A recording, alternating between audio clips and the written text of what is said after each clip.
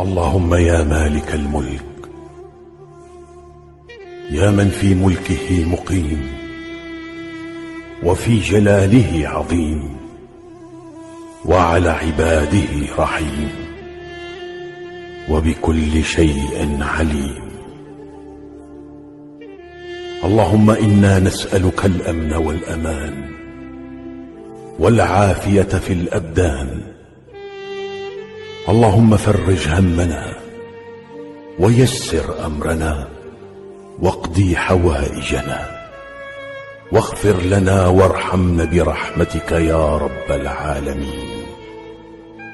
اللهم آمين. السلام عليكم ورحمة الله وبركاته. ازيكم حبايبي؟ يا رب تكونوا بخير. اهلا بكم معايا في قناة يوميات ماما وجوجو. اللهم صلي وسلم وزد وبارك على سيدنا محمد وعلى آله وصحبه وسلم. النهاردة يا بنات هيبقى الفيديو بتاعنا عبارة عن روتين او حاجات لازم نعملها قبل رمضان.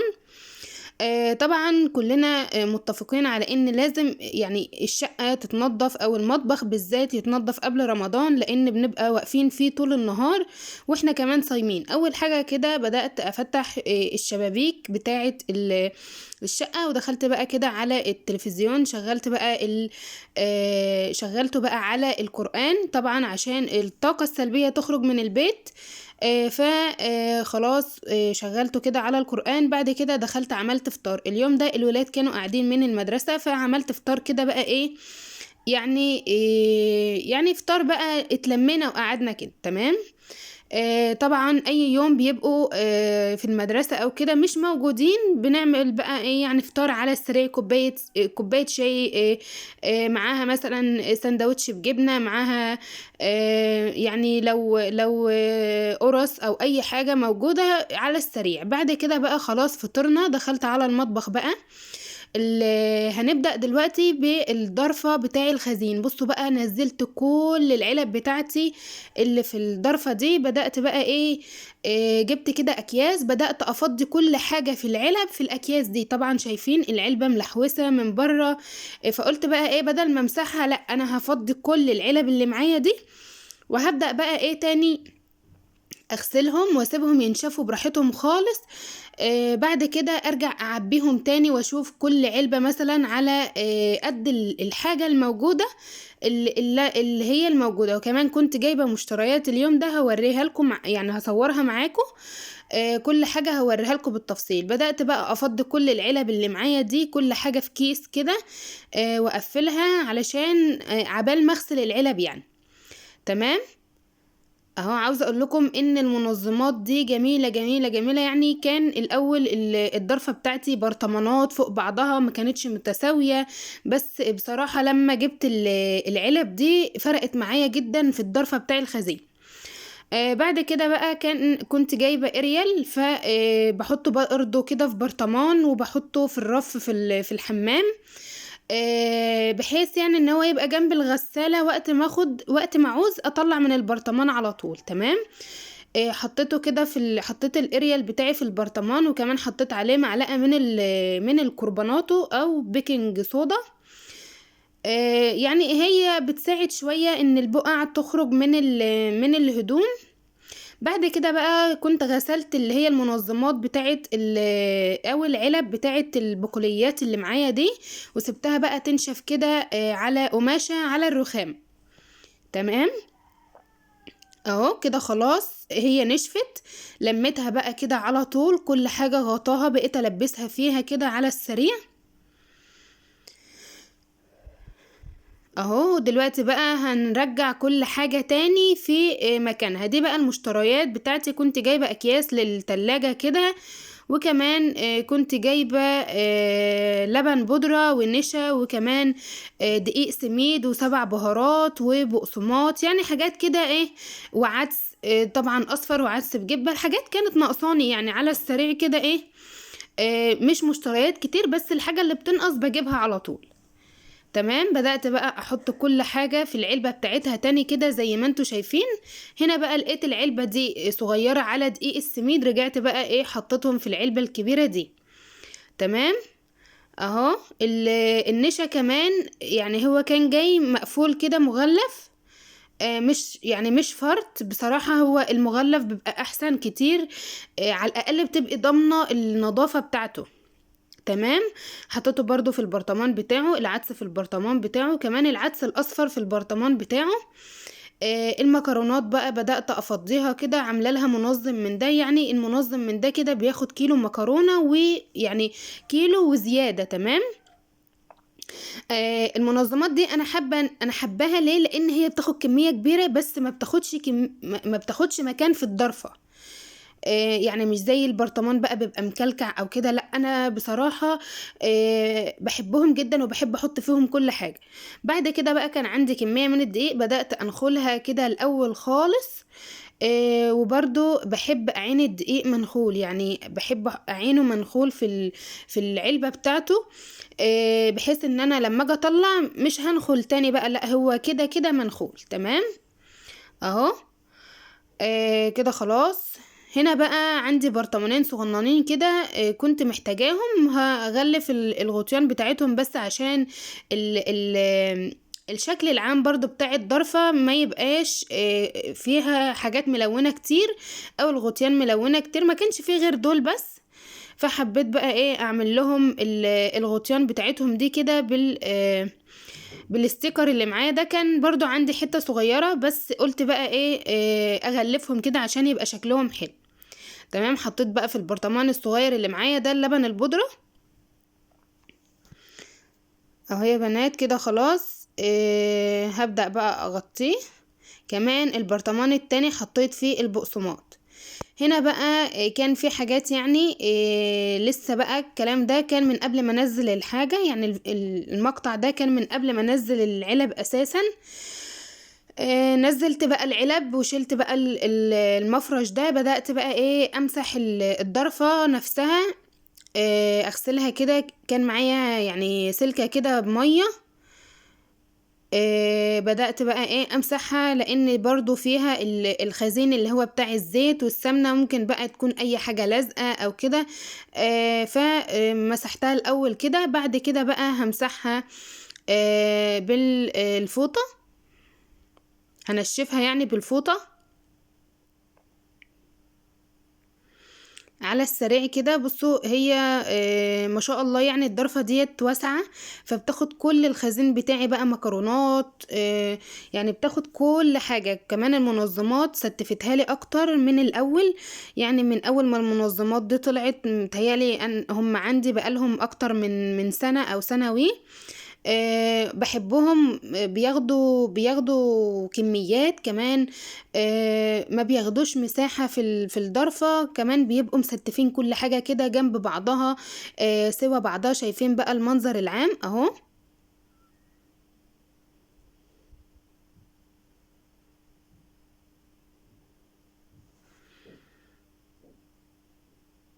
بدأت بقى كده، حطيت كل المنظمات بتاعتي. بعد كده بقى حطيت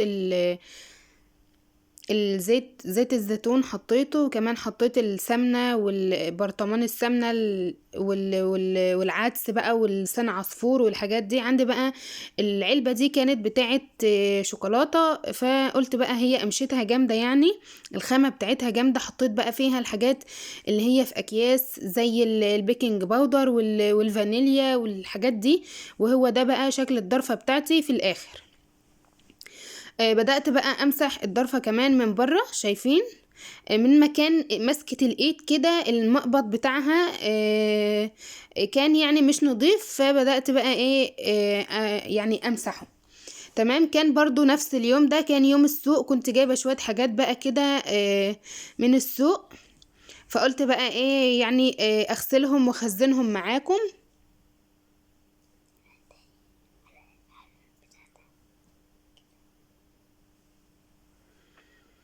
اهو بقى كنت جايبة خيار وفراولة وجزر، والسبت ده بقى بحط فيه الفاكهة اللي هي بتفضل برا التلاجة. يعني زي برتقان، موز، اناناس، الحاجات اللي هي مش بتحتاج لتلاجة. بصراحة برضو المنظم ده كنت جايباه، كان رخيص، كان رخيص بس برضو يعني نفعني جدا في الفاكهة اللي بتبقى بره التلاجة دي. وممكن كمان احط فيه حاجات كتير، يعني ممكن احط فيه طماطم، ممكن احط فيه بطاطس، ممكن احط فيه بصل، بس انا مخصصاه يعني للفاكهة اللي هي بتبقى بره التلاجة، بالذات في الشتاء.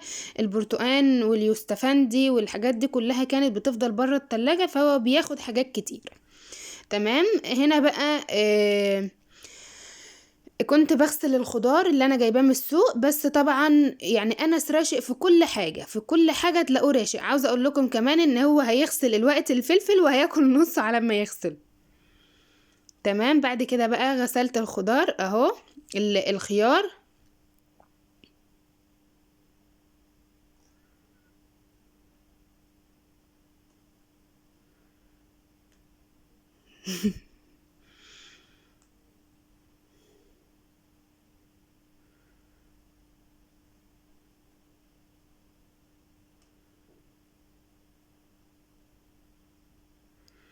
بعد كده بقى كنت البوتاجاز بتاعي كان واقع عليه حاجة مش متذكرة هي ايه. ما علينا. المهم كنت يعني كنت حاطه عليه ميه كده تبوش الحاجه اللي عليه. بدات بقى كده اشفطها بسبونشه. بعد كده بقى دخلت اغسله بالسلكه الناعمه. شلت بقى العيون كده وبدات اغسل تحتها اهو. عاوزه اقول لكم ان يعني الروتين ده له جزء تاني، بس باذن الله يعني همنتجه وانزله على طول باذن الله، يعني الله المستعان. يعني الفيديو ده بس هينزل لكم، بعد كده الجزء التاني هينزل منه على طول. تمام. هي التنظيفات دي اتعملت ورا بعضها على طول. بس بصراحة المشكلة كانت عندي في النت، يعني كان فاصل وكده، فما عرفتش انزل لكم الفيديوهات على طول. بس باذن الله يعني همنتج ده اتمنتج اهو. هينزل لكم على طول، بعديه على طول التاني هيتمنتج وهينزل. وعلى فكرة في شوية حاجات كده هنعملها مع بعض ان شاء الله عشان رمضان، يعني معجنات وكده باذن الله. يعني استنوني بقى، الله المستعان، بس ربنا يعيني كده وانزل لكم الفيديوهات على طول. تمام. بعد كده بقى غسلت البوتاجاز بتاعي ومسحته ونضفته. دخلت بقى جبت المنظمات دي برضو من الحاجات التحفة بصراحة اللي انا حبيتها قوي، المنظمات دي بالذات. هتشوفوا دلوقتي انا عاملة فيهم ايه، ويمكن شفتوه في فيديوهات كتير. عاملة منظمة بالدرج التلاجة بتاعي، لان الدرج بتاعي مفتوح على بعضه مش ادراج، فبنظم فيهم الخضار كده بالطريقة اللي انتوا شايفينها دي اهو. هو ده الدرج بقى بتاع التلاجة بتاعتي اللي هي 3 بيبان، فالدرج بتاعها مفتوح كده على بعضه، فلو حطيت حاجة ممكن تتوه في يعني يتوهم تحت بعض او كده. بس المنظمات دي برضو يعني نفعتني كتير كتير كتير، يعني في الدرج. تمام. بدأت بقى امسح الدرج بتاعي كويس جدا ونضفته كده اهو. هبدأ بقى احط المنظمات بتاعتي منظم يعني هحطهم جنب بعض كده بالظبط. عاوزه اقول لكم ان الدرج مقاس المنظمات مقاس الدرج، يعني سبحان الله جايه ظبط. فعشان كده منظمين كل حاجة، وكل حاجة كده بتبقى باينة قدامي، حتى بتبقى باينة قدام الولاد شايفين اهو، ما بتاخدش مساحة برضو، بتبقى منظمة الحاجة من تحت لفوق. خلاص المنظم ده مثلا للطماطم، المنظم ده للفلفل. تمام اهو يا بنات كده. خلاص حطيت الخضار بتاعي، الطماطم والخضار كله متنظم جنب بعضه. انا شلت اللي هو السبت بتاع الليمون ورجعت حطيت اللي هو القفص اللي هو البلاستيك الصغير ده برضو بحط فيه الليمون على طول. بعد كده بقى كان عندي شوية لوبيا، يعني قلت بقى ايه اعملهم واخزنهم معاكم لرمضان، بدل ما انا كده كده يعني خلاص هما دول اللي كانوا باقيين في المنظم، فقلت اسلقهم وعينهم في اكياس كده عشان برضو يوفروا علينا وقفة رمضان، الوقفة في المطبخ يعني بنبقى صايمين وكده، ف اسهل. تمام. سلقتهم بقى وحطيتهم في المصفى دي يتصفوا كده براحتهم. كمان كان معايا الخضرة دي، قلت بقى ايه اغسلها كده واقطعها وعينها برضو معاكم في كيس. الحاجات دي بتنفع جدا جدا يا بنات في رمضان. كمان كنت عامله لكم السنه اللي فاتت فيديو تفريزات لحوم وفراخ، بس بصراحه يعني هو اللي نفعني جدا في رمضان السنه اللي فاتت. تمام. فاقل حاجه ممكن تعمليها من التخزينات هتنفعك كمان وانت صايمه. يعني ممكن يوم بقى تكوني تعبانه، يوم تكوني منتش في البيت، يوم يعني محدش ضامن الظروف. تمام. بعد كده بقى خلاص قسمت بقى اللوبيا بالظبط على 3 اكياس كده. يعني هي كميتها حلوة، كميتها مش صغيرة ومش كتير. طبعا الحاجة دي ترجعلك انتي على حسب افراد اسرتك هتعملي الكيس. تمام. بعد كده بقى جبت سولوتيب ابيض، لفيته رول كده عشان ما ياخدش معايا مساحة في الفريزر، لفيته رول. جبت بقى سولوتيب ابيض وببدأ الزقه. ممكن كمان انتي تعمليه بستريتش راب وتلفي بقى على الكيس كده، بس بصراحة يعني استسهلت. تمام اهو. وكده خلاص اكون عملت اللوبيا. طبعا لو عندك كمية وعايزة تعمليها ما يجرالهاش اي حاجة خالص، هتعمليها وهتخزنيها وتلفيها كده. اهم حاجة ما يكونش داخلها هوا، وساعة ما هتدخل الفريزر على طول لو قعدت معاكي سنة كاملة مش هيجرالها اي حاجة.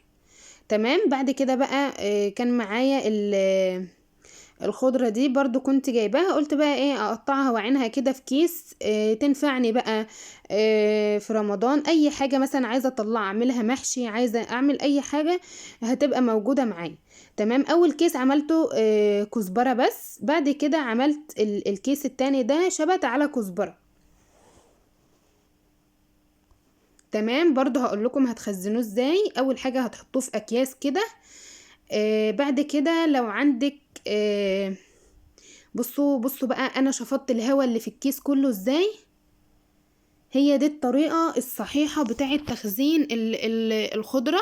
اهم حاجة لان الخضرة بتسود معانا في الفريزر، اهم حاجة تشفطي كل الهواء اللي جواها ده. بعد كده بقى كان عندي القرنبيطة دي كده في التلاجة، قلت بقى ايه اطلعها اعملها مخلل معاكم. بدأت كده بقى اقطعها على السريع واحطها في البرطمان بتاعي. هقولك برضو طريقة ان انتي تعملي المخلل بتاعك يطلع مظبوط. اول حاجة هتعايري المية بتاعتك بالكوباية، الكوباية اللي هي العادية بتاعتنا بتاع الشاي.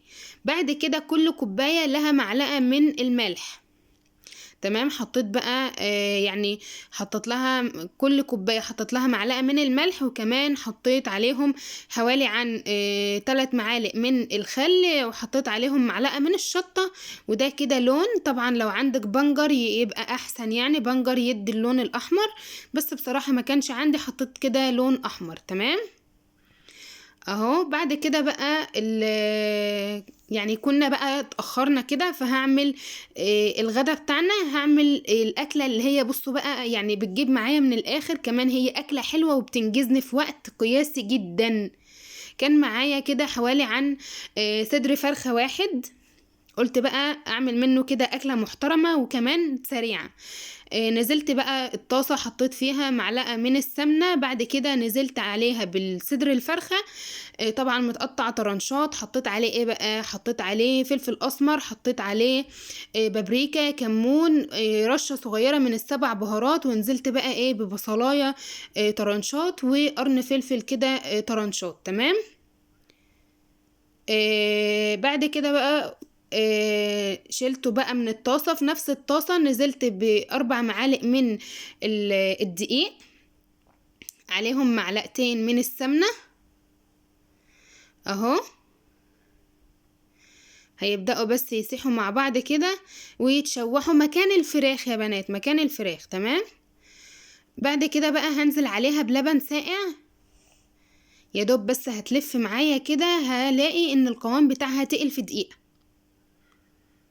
تمام اهو. هزودها بقى كان عندي شوربة، زودتها بقى ايه كبشتين كده من الشوربة. بحب بصوا المرقة اللي بالشوربة بيبقى يعني البشاميل اللي بالشوربة هو بيبقى لونه غامق بس بيبقى له طعم شوية. بعد كده بقى خلاص قوام البشاميل اللي معايا مظبوط. نزلت بقى بحوالي عن نص كوباية كده من الجبنة الموتزاريلا، دوبتها يا دوب ساحت بقى كده خلاص. هنزل بقى كان معايا هنا ايه رشة فلفل اسمر ورشة بابريكا. تمام. وطبعا الملح بتاعي اهو. كمان بقى كان معايا مكرونة صغننة كده كنت سلقاها. بصوا المكرونة الصغيرة دي خطيرة فيها. نزلت بقى بصدر الفرخة وكمان المكرونة. شايفين بقى تحفة بجد. ممكن تاكلوها كده يا بنات، مكرونة بالصوص الابيض تحفة. جربوها بقى، يعني اكلة المستعجلين بس بصراحة يعني اكلة في الجون. تمام. حطيتها بقى في البايركس بتاعي وهبدأ بقى احط عليها جبنة كده من فوق وادخلها الفرن. مش هتاخد وقت خالص اهو، يا دوب بس وشها يتحمر. شايفين بقى الجمال، تحفة بجد. وهي دي بقى وده بقى كان الغدا بتاعنا. يعني الفيديو بتاعنا النهاردة الحمد لله يعني في شوية حاجات كده بس يا رب بس الفيديو بتاع النهاردة كده يعجبكم. شايفين بقى المكرونة وهي سخنة كده تحفة بجد اهو. بتاكلوها كده بالمعلقة يعني من غير ما تتخرط بقى ومن اي حاجة. دي عادي بقى، دي منها فيها كده. وهو ده بقى كان الفيديو بتاعي النهاردة يا بنات، يا رب يعجبكم. ما تنسوش بقى تعملوا لايك واشتراك في القناة، والسلام عليكم ورحمة الله وبركاته.